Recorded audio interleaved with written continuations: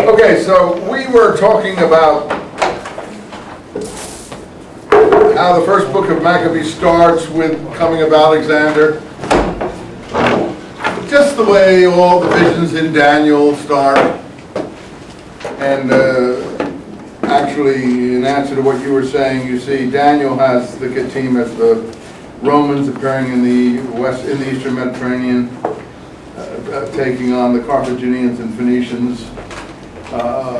First Maccabees has the Kittim as Alexander from Macedon. So any people coming from the western seas could come under that rubric. That's the whole point.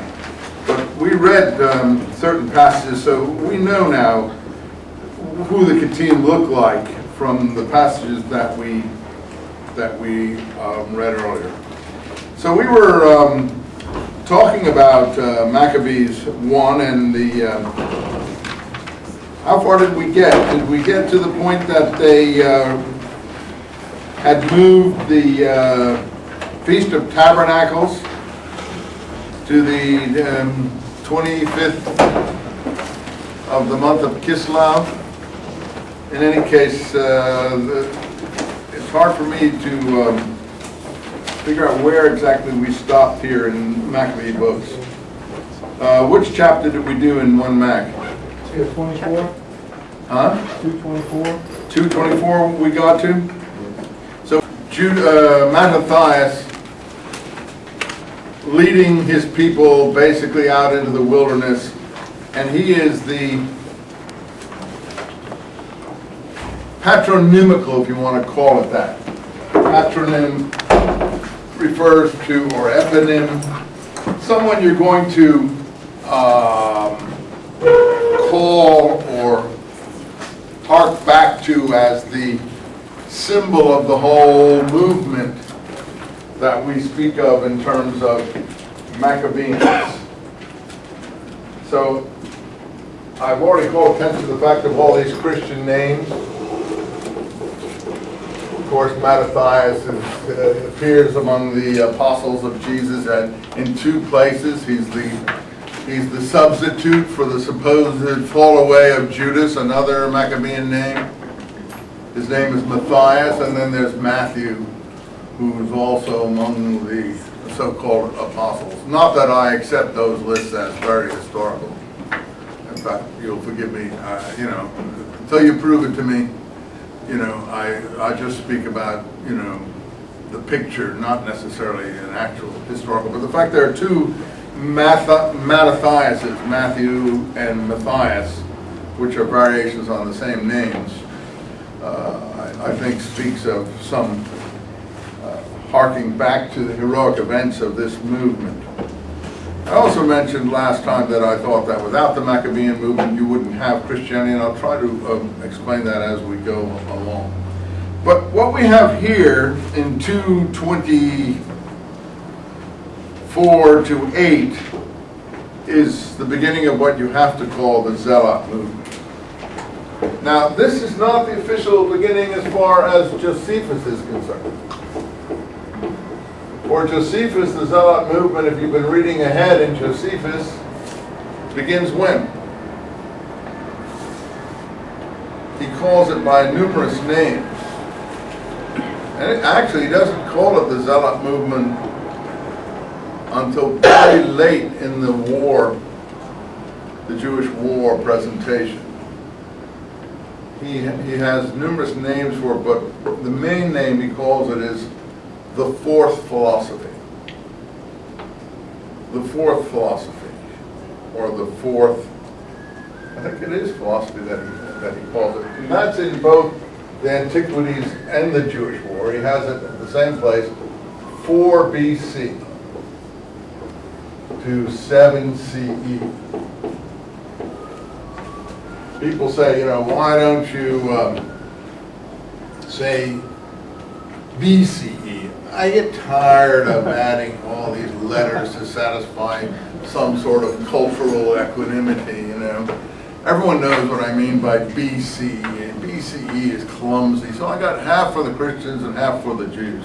BC for the Christians, CE for the Jews, okay? Common error. or error, E-R-R-O-R, or whatever. And before Christ, everybody knows that. Well, why 4 BC to 7 AD? Another popular way of speaking of the date. The reason most people avoid that, as I think I told you, is AD means Anno Domini, which means year of our Lord. If it's not your Lord, you often don't like to put it in that kind of formulation. So why 4 BC to 7 AD? Well, if you look at your Josephus, what happens in 4 BC? Herod dies. And that is like Saddam Hussein dying. That gives rise to a lot of chaos. Because, what we're witnessing in the modern period isn't so different than the ancient period, just the weaponry is more sophisticated. People think, by calling Herod the Great, that he could be conceived of as a great king. He isn't great, he's a monster. It'd be better to call him Herod the Terrible, like Ivan the Terrible. Calling him Herod the Great is like almost a compliment. He's Herod the thug, Herod the murderer, Herod the, I would say, monstrous one. And, he deserved the reputation he got. He was extremely successful in his monstrousness and his cruelty and his repressiveness. And he destroyed the Jewish national ethos and situation. You say, how do you know this? Well, you could know it as well as I know it just by reading Josephus. And Josephus is not trying to present Herod in a terrible manner. He just can't avoid it because he is so terrible. And he doesn't realize, Josephus often doesn't realize what he's doing. He is presenting Herod in a fairly, probably truthful manner, and he is pretty terrible.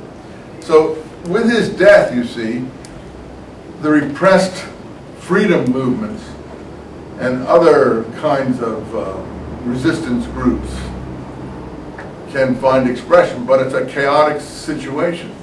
And Josephus will describe it, and I'll read it to you next time about those uprising situations that occur at Herod's death, 4 BC. That can also help you with the Gospels, can it? If you take the Gospels in any way as historical, because I don't take these episodes as very historical, but the episode of Herod trying to kill all of the Jewish children, trying to kill Jesus as one of the Jewish children who will, in a messianic manner, supplant him. What gospel is that in? I think it's Matthew. So that, if you look at your dates, it's certainly not 0, by the way. The whole date chronology is off. So Jesus, if you take it as an historical person, and again, I use that term advisedly. I'm not sure how historical the character is being portrayed. There was somebody who created an impression on a lot of people, but how historical the presentation is something we'd have to argue about, and we would. Fortunately, we don't do it in this class, we do it in the historical Jesus class. But he would have to be born before 4 BC, according to Matthew. How long before 4 BC? Well, nobody can say. Herod is still alive in Matthew. But what's the contradiction of that? Luke. For Luke, when is Jesus born? In the time of the census of Cyrenius. And that also is in Josephus. Now Luke seems to be reading his Josephus more carefully than Matthew. And you say, what? These guys were reading Josephus? I'm afraid they were, and we can point to, I don't have time or the